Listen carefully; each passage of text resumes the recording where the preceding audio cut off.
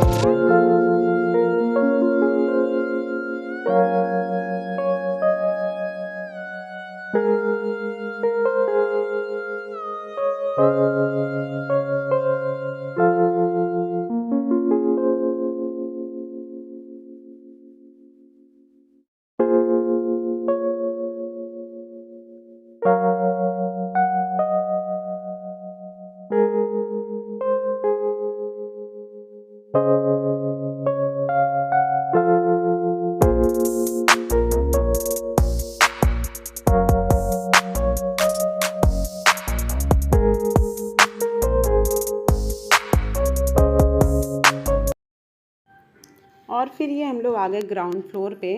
Car जो है वो बेसमेंट में खड़ी होती है और बाइक जो है वो ग्राउंड फ्लोर पे खड़ी होती है। और बाइक की मैंने पूजा वगैरह की। बाइक वैसे मेरे देवर चलाते हैं। और मैं आपको ये बता दूं कि हमारे घर में कोई ऐसा मतलब चीज़ें बटी हुई नहीं है कि ये आप चलाओगे, ये हम चलाएंगे।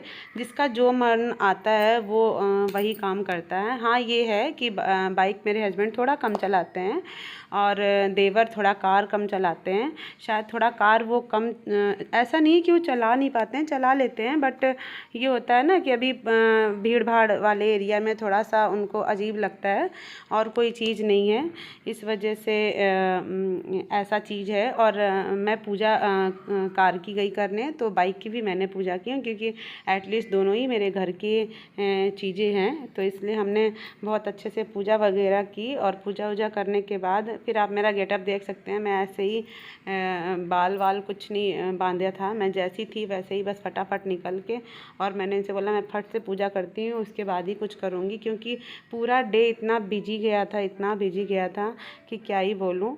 और इसमें इसको भी करना ज़रूरी था, क्योंकि हमारे घर गाड़ी है, तो गाड़ी की पूजा पाठ तो करना ज़रूरी होता है। और मैं इन सब चीज़ों में ट्रस्ट भी रखती हूँ, विश्वास भी करती हूँ कि नहीं, ये सब चीज़ें तो होनी चाहिए। तो ठीक है।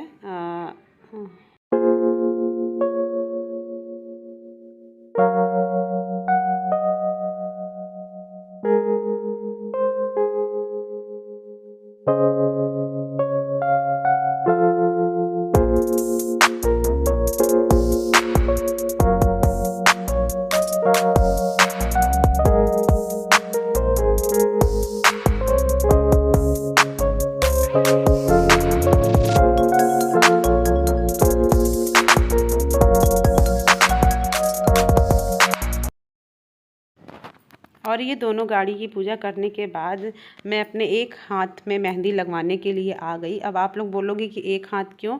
क्योंकि मुझे खुद भी मेहंदी लगानी आती है, और मैं एक हाथ में अपने से ही लगा लेती हूँ, और शायद इन लोगों से अच्छी लगाती हूँ।